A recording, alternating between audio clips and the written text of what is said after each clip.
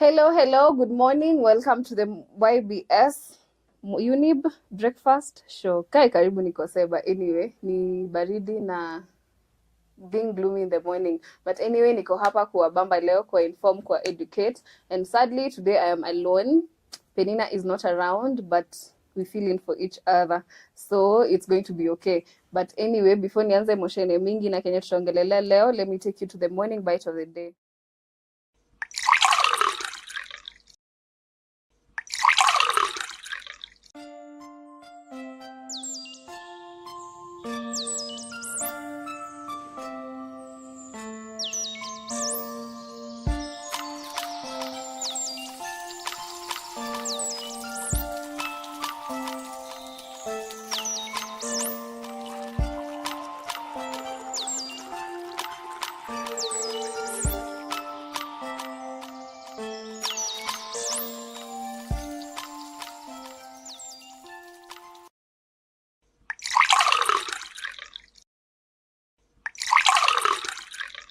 Okay, welcome back to the Younib Breakfast Show.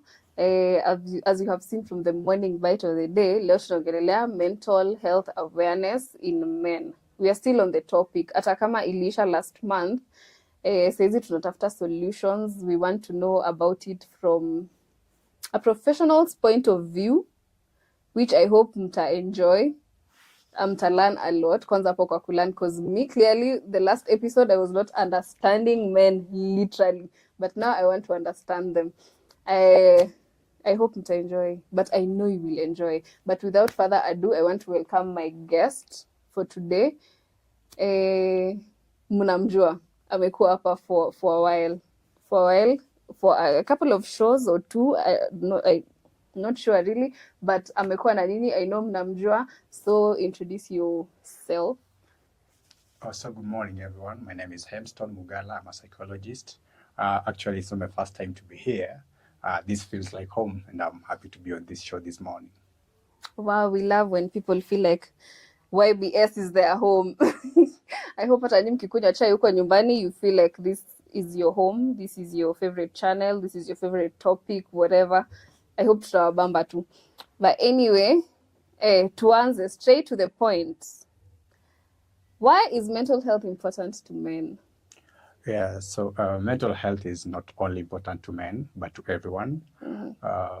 We just mentioned men because, so many initiatives have been targeting the female gender, and the male gender has been, left behind a little bit. So it's just time that we also consider the male gender. But mental health is an issue that affects all genders. Wow, but Juni men's mental awareness month last month. I think tunafa it's only just to just talk about men right now, because when we go to ladies, oh my god, I know inaweza kuwa a very large interesting topic of not understanding each other, or rather understanding each other. But anyway, at what age do you think a man develops, ama might develop a mental health disorder? Okay, so everyone at any age can develop a mental health disorder or a mental health issue, but several studies have been done, and most mental issues affecting men tend to start by age 24, with a majority of them starting at around 14. So most mental health issues start at around, adolescence. Wow. Yeah. Okay, inaweza kuwa different like at 14 na 24. Okay, yes. I think it in my mind, but unaweza point out the differences ikianza at 14 and at 24. Okay, what I said is by 24, most of these issues zinakuanga zimeanza. But actually 75% of the mental health issues are in men by 24 zinakuanga zimeanza. But a majority, like 50% huwa zinaanza at 14. And the reason is at adolescence, people tend to go through so many challenges. This is when someone is developing their identity. Haujajua wewe ni nani, sasa ndio unajua interests zako, unajua friends wako. Your parents, are expecting you to behave as an adult, So the pressures that come with that, growing up can be attributed to the mental health issues. Yeah, 24 inakuanga pesa tu. 24 usha graduate, unatafuta job. Yeah. It's different. The point is anyone is at risk. But hakuna yenye iko worse than the other. It's just the same issues all. Yeah, sure. Okay. So, tutarudia. From the last episode you guys saw, walikuwa wanatuambia the issues they face. Now from a professional point of view, what issues do men face when it comes to mental health? So, there exists about 600 mental disorders. Wow. And actually, 1 in every 8 men lives with a mental disorder. So there's a variety of mental disorders, but the most common ones are depression, anxiety disorders, and obsessive compulsive disorders. Those are the most common ones. We can also talk about, the normal stressors of life, but they all can be, can lead to these ones we are talking like depression. Yeah. You metaja 3 most common ones, yeah. The third one, obsessive compulsive disorders. So what is it? It's a group of disorders. There's so many. Unapata kuna watu wanakuanga na religion, wengine wako na ya usafi, wengine wako na ya love. OCD is also wow. It's a mental disorder. Although it's a group, so there's so many of them under that bracket. Yeah, but depression is, the most common one. Yeah, depression. Yeah. Causes of depression, tuambie. Kwanza in men, me, specifically, I want to know for men, because I don't know if it's different from men and ladies. I don't know how it's different, but I want to know like specific things kama zenye zifanya men wakwe depressed or something. Okay. There's a range of causes. As I've said, no one is immune to mental disorders or mental health issues. But when we narrow it down to men, you realize that there are so many pressures that come with being a man.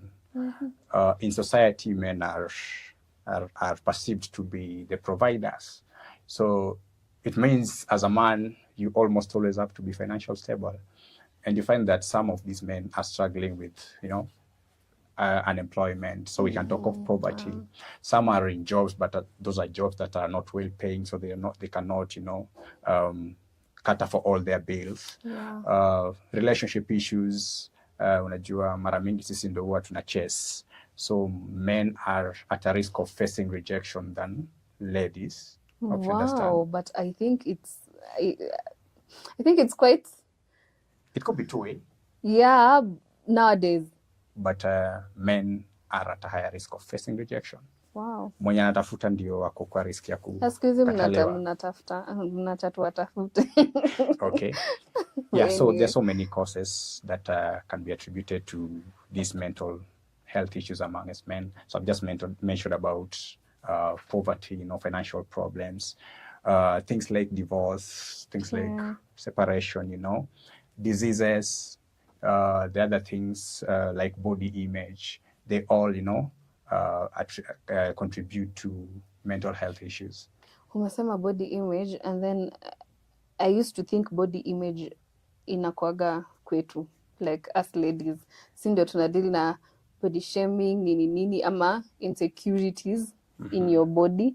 Men do that also, I'm surprised. Yeah, and actually right now there's a disorder for that. It's called body dysmorphic disorder, where you find someone is kind of obsessed with a certain flaw on their body, which could be actual or perceived. Si nyinyi mnasemanga mnataka tall, dark and handsome. Yeah. So wafupi wanafilaje? Oh my God.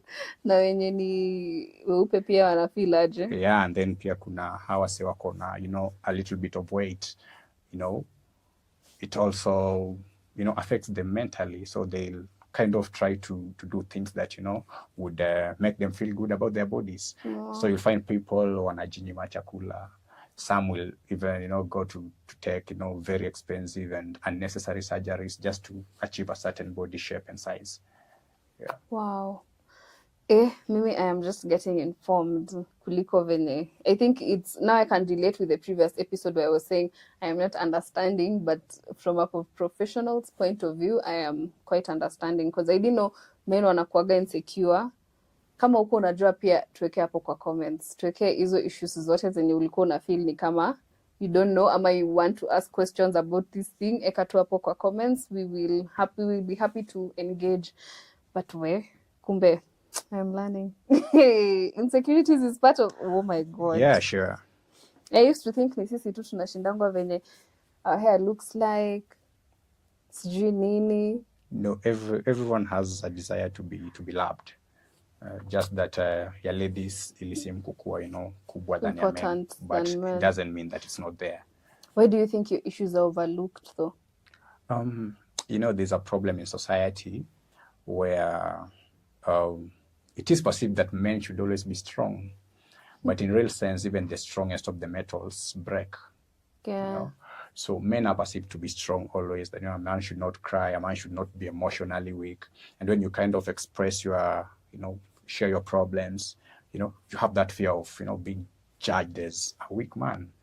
And, it affects men because I have a problem like you have, but then you are able to get solutions and I'm not able to get solutions. Yeah. So I'll try to find solutions within myself. And when I can't find those solutions, I'm going to break, Wow. So that, okay, most of the things zenye umesema zinakaa ni kama toxic masculinity, I think. Yeah. You would expound on it, toxic masculinity, because it was one of the most need issue, talked about issues when we were talking about it previously with now the men. Okay. Yeah. Basically, toxic masculinity is this notion that there is how a man should be. Mm-hmm. And you find that those notions and stereotypes against men and manliness actually affect how men feel, their well-being, and actually the society in general. So there are things like the one I've just shared, that a man should not be weak. A man should not cry. Mm-hmm. So when you cry, even your fellow men are going to feel you're weak. So it means this person has a problem and is not able to ask for help because, they cannot even express, how they feel because of that fear of being viewed as weak. Yeah. There's other thing like violence, like men should always be aggressive. Men should always dominate, even in relationships. Yeah. That's part of toxic masculinity. That, most ladies say, ukiwa na your babe going somewhere, and then someone comes at you badly, your babe should be able to fight. You see, that a man should fight. A man should be violent. A man should be aggressive. We should not be expecting such. No, that is actually, toxic masculinity. There's also another one where, men are perceived to be stronger when they have, many sexual relationships, Yeah. That's also part of toxic masculinity. Wow. So, ukiwa na dem moja, we bado. You can't. Na hata pia hii yenye, if you can help home with the cause, ati umekaliwa, So a man should not help with cause at home, such things. They are all, used by even men against men themselves. Yeah, that was the main point. I used to think the toxic masculinity ilikuwa inatoka from us women, from the women's side to men. In short, us expecting a lot from men. But kumbe pia ni from men to men. Yeah, sure, it happens. Even in campus, unaona kuna wase wanaishi shule, wengine wanaishi nje. Yeah. So when your friends see you, you're staying in a hostel, wanakwambia no, kwa nini unakaa kwa hostel? Unaweza rent nyumba nje, So inafanya ule mwenye anaishi kwa hostel afeel enyewe, niko nyuma. That is what we call toxic masculinity. Wow. And depending na venye nyi uongelelea issues. Now I get it. The way you guys talk on Seme, can it be, my question, let me frame it. You as a man, can you go to another man to seek for advice? It depends. Yeah, of course it depends. First of all, I still will talk about this notion in the society that men should not seek for help. So I have a challenge, and I even fear talking to my closest friend because I fear being, perceived as weak. Judged. So every person should have what we call social support. Everyone should have a confidant, a friend who I can always talk to. I can tell everything that I'm going through. Yeah. But at the back of their minds, men always have that, fear of being labeled as weak. And it's something that, we found it in society, and it's up to us, now to kind of try and change that. Yeah, but it happens. Wow. There are men who have those friends who they can talk about everything with. Wow. Me, I am learning. I'm being informed as you guys. But ndio tuendelee, tuachie hapo. Just breathe. Take a cup of coffee. Oh my God, coffee. A cup of coffee, toast, nini, wejibambe as we go on a short break, and then we will be right back. Tunaendelea hapo kwa toxic masculinity. I think it's a broad thing we have to talk about.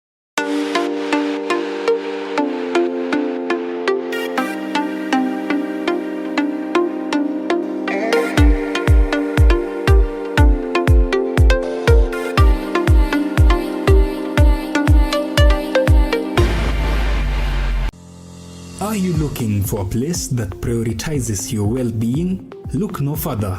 Welcome to St. Monica Dispensary Mungala, where we believe that good health is the foundation for a fulfilling life. Our team of compassionate and experienced professionals is here to support you on your health journey, as they will listen and understand your unique needs, as well as provide personalized recommendations tailored to enhance your well-being. Step into our thoughtfully curated dispensary, where you will find a comprehensive selection of premium health products, from herbal health remedies to vitamins, organic skincare to CBD oils sourced from the finest quality products to nurture your body and mind. Our wellness experts offer one-on-one consultations to address your specific concerns and create a holistic plan that supports your overall health and empower you with the knowledge and health tools you need to thrive. But don't just take our word for it. Our valued customers have experienced the transformative power of our products and services. They have found relief from discomfort, achieved balance, and regained control of their health. Now it's your turn.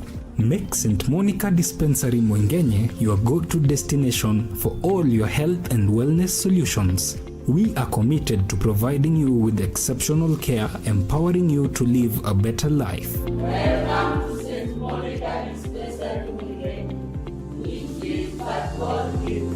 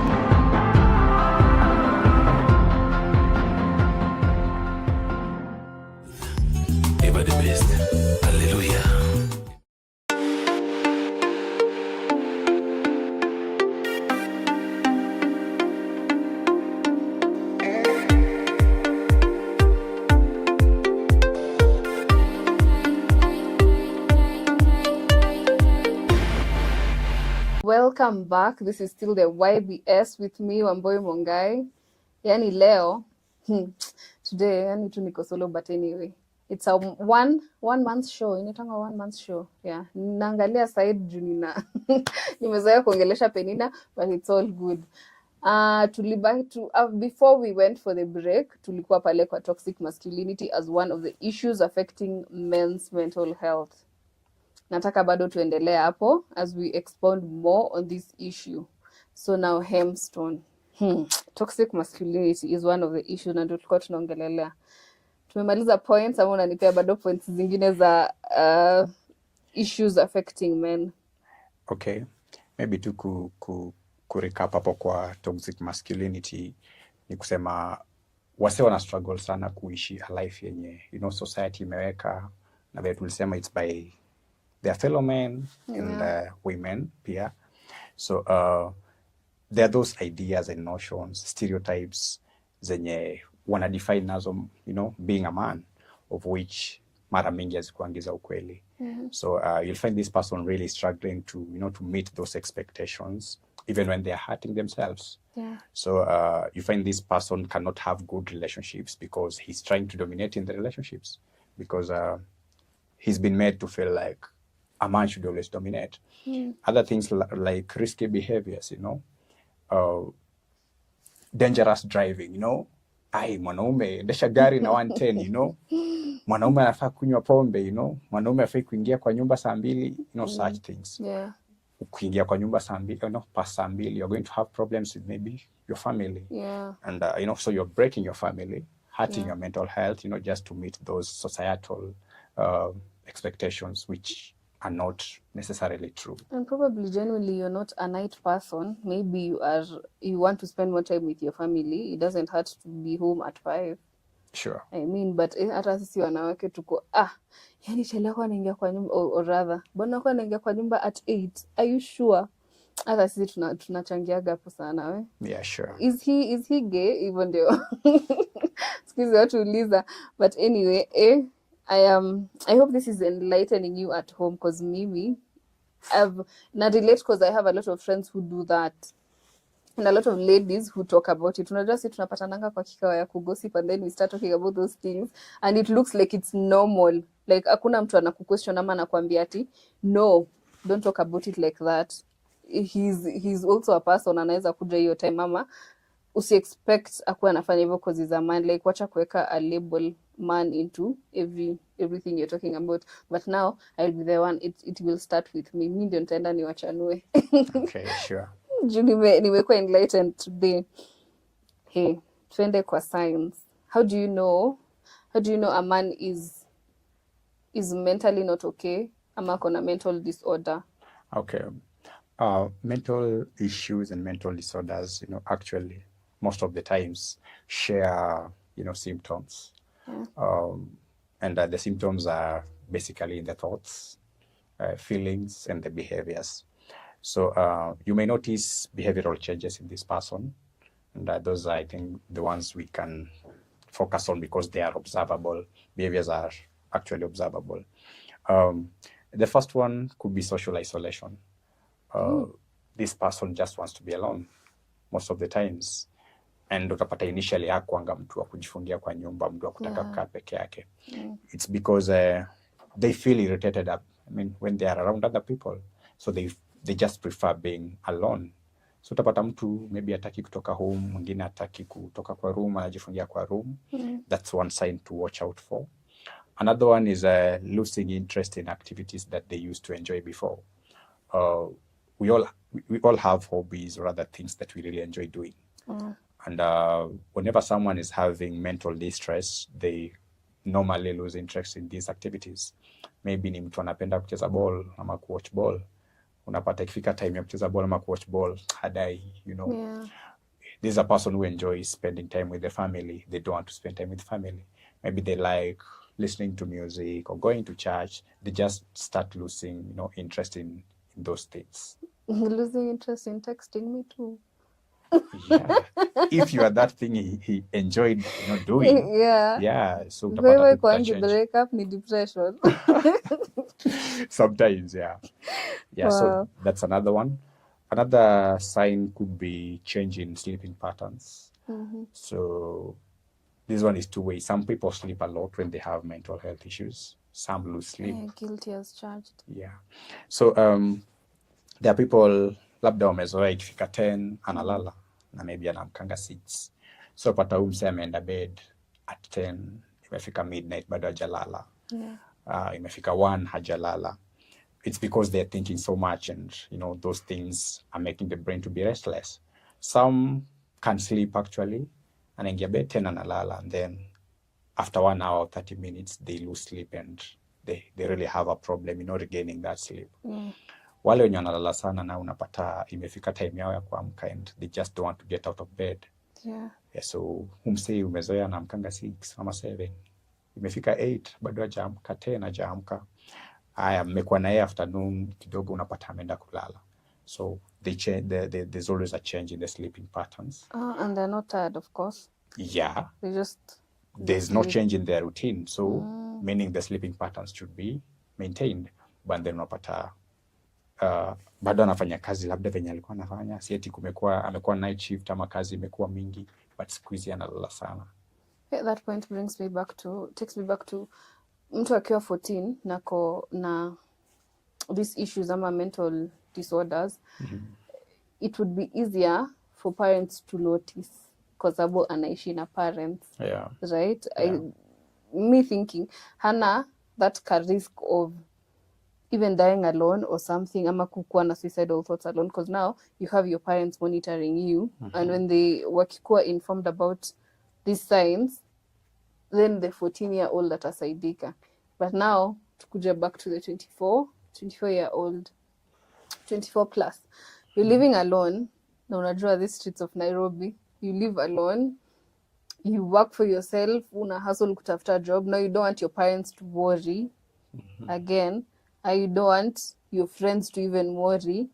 Like say, my heart goes out to those people, because now I don't know how watakuwa helped, because I am alone, I live alone, na ingia kwa nyumba najifungia. Okay, one thing to note is that most of the times mental disorders or mental health issues zinakuwa diagnosed very late, because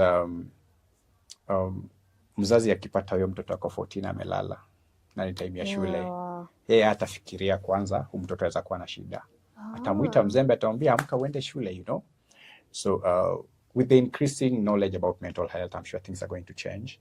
But just as you've said, when you have people around you who you interact to on a daily basis, on a close basis, it's possible for them to watch out for these signs and identify them. But when you are alone, it becomes a little difficult. And again, kuna watu wenye wanakuanga so psyched up all the time, you can't even know. Sure. Wow, this thing. And just as I've said, you realize mental disorders and those who are diagnosed, there's a criteria you need to meet. Yeah. You can't find me sad today and diagnose me with depression. Yeah. You can't find me sleeping and quickly think that I'm depressed, you know. So you find that some of these things zinaweza kusa kumit ile diagnostic criteria. Yeah. But then it doesn't mean that the problems are not there. Wow. Yeah. Okay. Sasa, what would you advise someone to do? Like, afanye nini sasa? Okay, I know. How do you even come out of it now? We're going to talk about the solutions or the available interventions, and that's when we'll see the practical ways. But hapo kwa symptoms kulikuwa na mingi bado, but I like the fact that we mentioned moja. Suicidality. People having suicidal thoughts and attempts. It's also a sign, someone who wants to harm themselves. Actually, men are 4 times risk to commit suicide, to die by suicide, than women. It means in every 5 suicides, 4 are men. Every 5 suicides, 4 are men. Yeah. Wow. And suicide is another challenge that, you know, is on rise at the moment. I can't really remember the statistics well, but I was just trying to calculate, and I realized that in every 4 minutes, 3 people die by suicide in the world. Every 4 minutes? Every 4 minutes. Yani sasa tu kuna mtu amededi. Yeah. Wow. The issue not is that... Not even funny, but anyway. Yeah. The problem is that not all of those suicide cases can be reported. But then they do happen. Wow. Like last year alone, 700,000 people committed suicide in the world. That's a big number. Because of COVID, all those issues like combined. That. All those issues combined. So it doesn't mean during COVID it was higher than right now? No, fact is during COVID, depression cases were a little higher. Oh, okay. Yeah. Wow. Another sign to watch out for men is drug and alcohol abuse. Most men tend to lean on drugs to kind of deal with those mental health issues. So whenever you find someone, you know, who has not been doing drugs, or they've been doing drugs in low amount and then they increase the intake, it could mean that they have a mental health problem. But umesema, let me take you back to the point where you said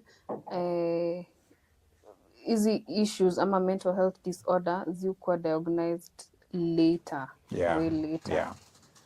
Is there anything you can change about that? Like kuna formula ingine mnaweza tumia ndio mtu ajue way before? With the increasing mental health awareness, of course, things are going to get better.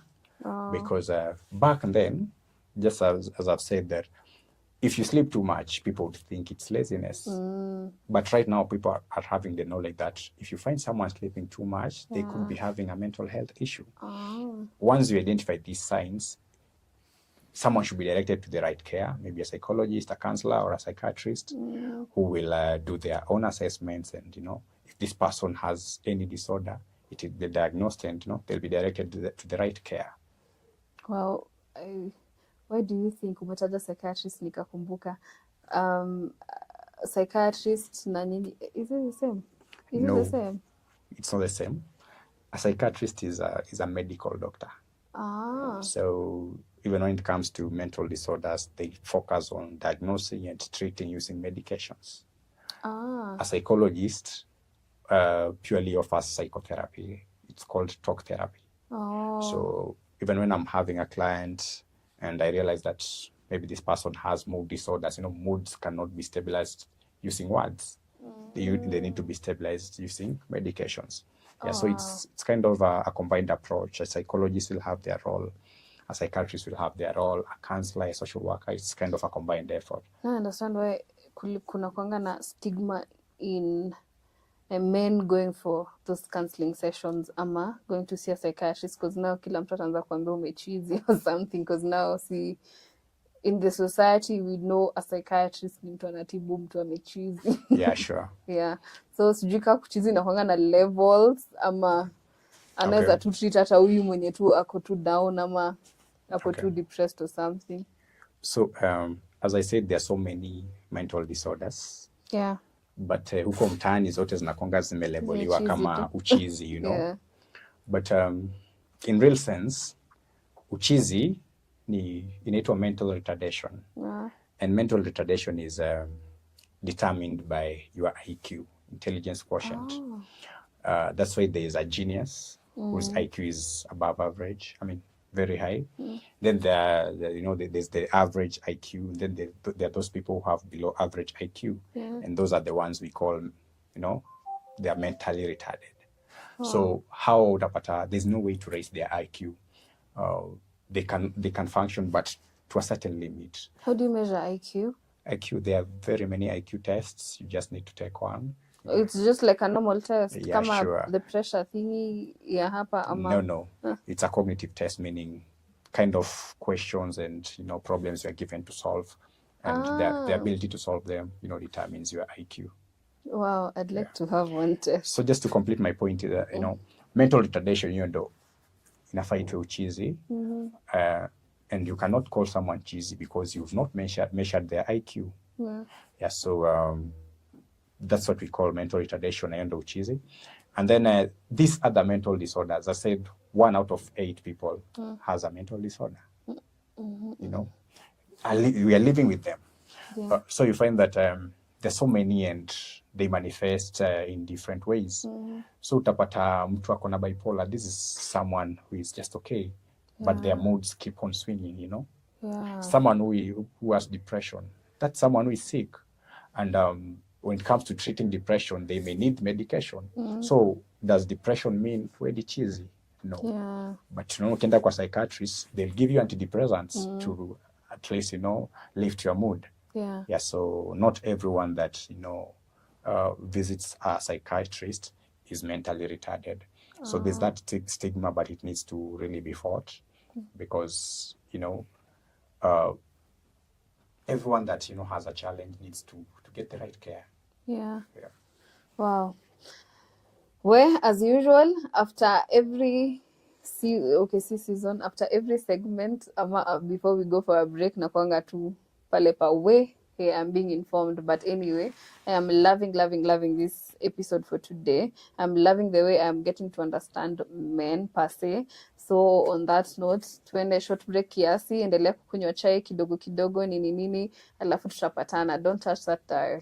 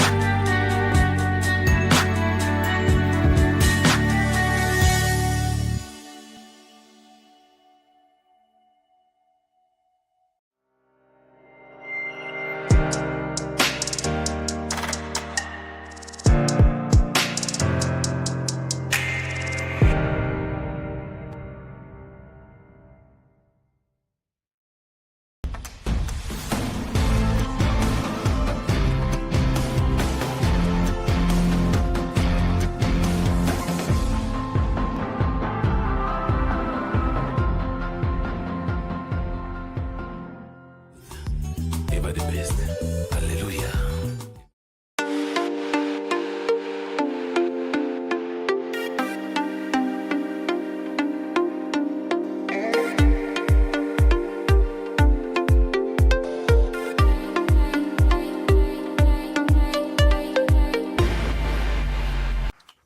Welcome back. This is still the YBS with me, Wambui Mungai. Bado, tuko segment ya mwisho ya show. I hope mmekuwa informed, educated, entertained, and so forth. Before the break, we were talking about the signs of mental health disorder in men. I want us to continue from there, because I think hizo zingine Hemstone has explained it very well. I'm sure you're understanding nini. Tuendelee na zenye hajatuambia pia sisi nikuwe informed kama nyinyi pia. Works two way. Anyway, what are other signs of mental health disorder? So we had covered most of them, but just to add a few. Another common sign is anger and irritability.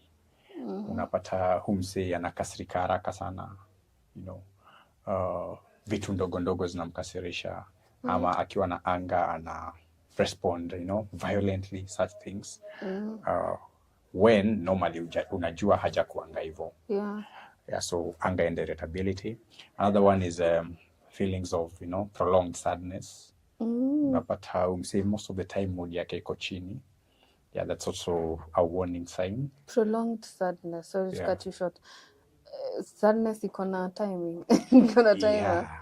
The point is, if something makes you feel sad, you need to feel sad. Although it depends with the intensity of the thing.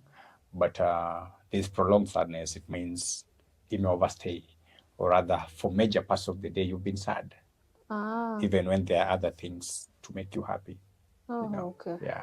So sadness is it's a normal emotion. So whenever someone makes you feel sad, you need to feel sad. So we've talked about anger, we've talked about sadness.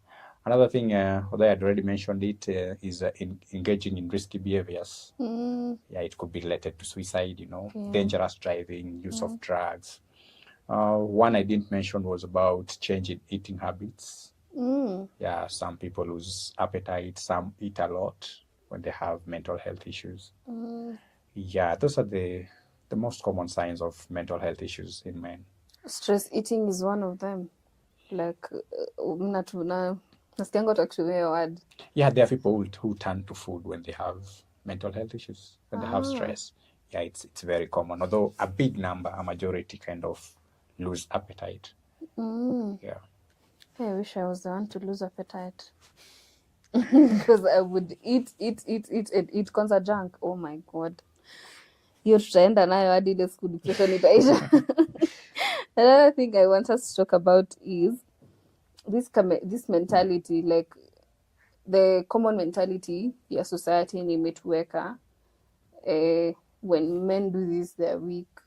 When men are not supposed to do this. As a man, you're not supposed to even be breathing anyway. On a lighter note, but how are we supposed to, how would you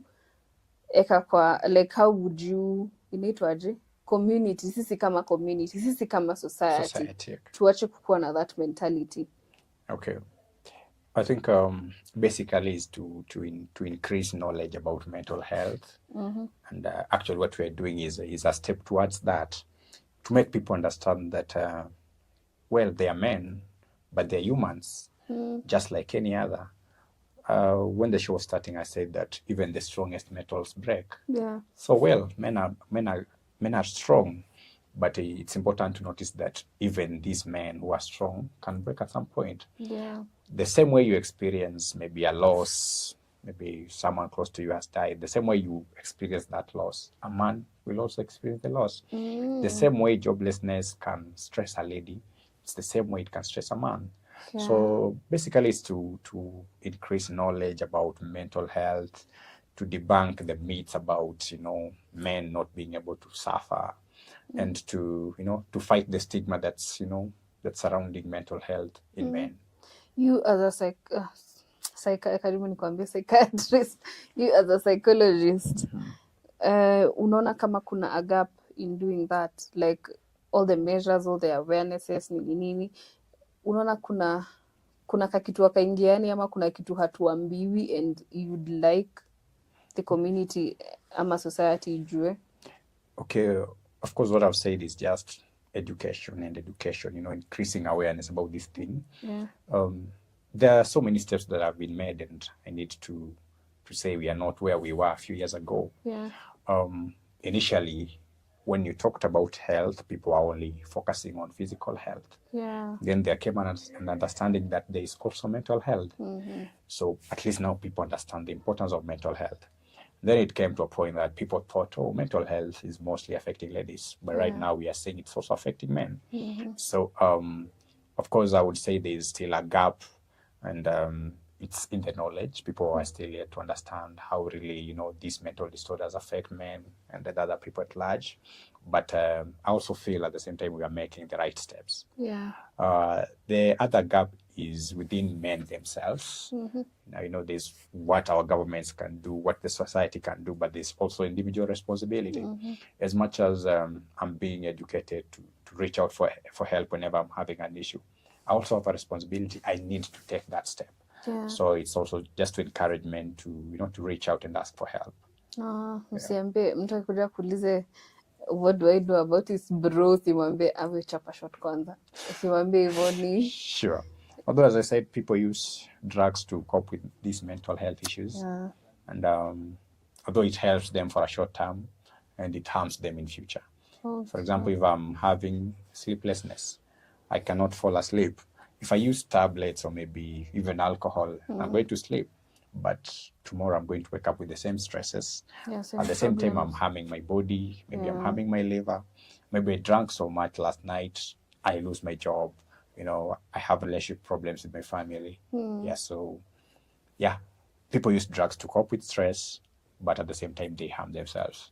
Oh, so another thing I want you to tell us, we as ladies, fellow ladies out there, najua mtanifeel na hii swali, we as ladies, or rather society as whole, how do we support you as men going through these things? Okay. The first thing is just having a social support system. Just as I said, the same way you need someone to walk with your journey, you need to recognize that these men also need people to walk with them. So we talked about, the causes, the triggers that, could bring about mental health issues. We should just help these men, to be strong, to support them whenever they need our help, to encourage them actually, trying to be there for them. Because when you talk about things like body image, I need someone who will show me that I'm okay in the body that I am, not someone who will be, showing me that I'm not the, ideal person that, that the society wants. Such little things, we talked about financial problems. We need to also debunk those stereotypes that have been there, that a man needs to be defined by, the amounts of monies in their banks, So I'm going to feel less of a man when I lose my job, So the society needs to show this person that, you are still of importance to the society even when you don't have this and this. Yeah, we need to fight that, toxic masculinity. Wow. Watu wenye mko huko nje, kumbuka hizi words. Support, support, support. Support them. Support them as, I'm not sure. I think mtatuambia kama mko na, like, if your emotions are all over. As ladies, unaingiaga tu hivi kwa room unasema, leo me, I'm having my emotions are on the roof, hata sijui nifanye nini, but you guys don't talk about it. But I think pia sisi tunafaa kuwa aware that if you're not talking about them, then we need to read from the signs. Sure. Ama tukue more supportive in whatever way it comes. Yeah, actually, as I said, that whenever someone has a mental health issue, it's kind of observable in the behaviors. Yeah. Our feelings, behaviors, and thoughts are kind of connected. Yeah. So whenever something's going on in my mind, you're going to see it through my behaviors. So let's also watch out for those, warning signs and find a way to support them. Yeah, and the ladies out there, just like we want men to learn more about us, we learn more about them too, ndio tuweze kuwa support, because now we can't be walking around saying ati we don't know them, sijui nini, hata tujue upitia nini ama nini na nini. But anyway, before we finish the show, juu naambiwa my time is up, we always play a game, but now I'm going to just ask you 2 questions juu saa tuwezi pita your part. We were really prepared for the game. It's a question, you don't know what I'm going to ask, so nitakuambush tu. Okay. I hope when mjanja, I hope you know I'll what try. to say. I'm just going to ask you 2 or 3 questions and then we wrap it up. What is the weirdest dream you've ever had? You want to talk about it? The weirdest dream. Men hardly remember their dreams. Man, Yeah. why are you categorizing it? Statistics. No, Yeah. not actually statistics from the word go. It's Oh okay. my God. Just ask any man Yeah. in the morning, what did you dream about? It's quick to remember I dreamt about something, but recollecting what it was, it's a bit hard. So if I had time to think about it, I think I would. I will say my two mature story, but it's okay. It's okay. On to the next question. Your favorite childhood memories? My favorite childhood memories. I was very good at mathematics. So Wow. teachers used to praise me every time we did an exam. So Yeah. I still remember those memories so much. Wow. Tuseme nikwambie uende road trip saizi. What would be your perfect destination? Funnily, I don't really enjoy traveling. Wow. I'm weird, right? You're the first man I've heard they don't enjoy traveling. I don't really. Actually, when I'm traveling for a long distance, I prefer traveling at night. I just sleep and wake up at my destination. Wow. Yeah. So, okay, what do you like doing? I'm curious. So many things. Besides traveling, So many things. I enjoy listening to music. I enjoy drawing. And what's your favorite music or artist so far? my favorite music. Song, rather. Let me just narrow it down to a song. My favorite song at the moment. I like an old song by Rayvanny. Weird. Bongo. Napenda song ya Rayvanny inaitwa I Love You. I like the message. I like how it sings. Yeah. Where ako in love anyway. Ukiona mtu anasikiza eti I love you, I've never had a one telling me ati That's my favorite song is I love you. I like how he sings and the message. Yeah, so you like the message of the song? I love sure, you. everything. Wow. It has been a pleasure to have you in our studios today. Utuongelele kuhusu this topic yenye tumekuwa tukibattle with for the past month, mental health. Viewers at home, I hope you've been enjoying. I hope mmekuwa tu sawa. Yani, I hope to nani imewashika to the core. And remember, we need to support each other. We need to support men. The way we support each other as friends, ama ladies back at home or whatever, we need to support men too. And with all that, and with all the information Hemstone has bestowed upon us, nimeshaenda kwa Queen Charlotte. Anyway, with all that information, I think it's safe to wrap it up. See you next time. The next time, to invite Hemstone again for another topic yenye sasa tutaongelelea more and more. Have you enjoyed? Yeah, sure. I enjoyed the show. Just the last word, be your brother's keeper every time. Wow, yeah. Be your brother's keeper. Na ameenda hivyo yani mic dropped. But anyway, bye. See you next time. Next time najua nitakuwa na Peninah. Peninah, we miss you. Shout out to you, our director, everyone behind the scenes. Thank you for making all this happen so far and being with us all through the YBS shows na kila kitu. So bye. See you next time.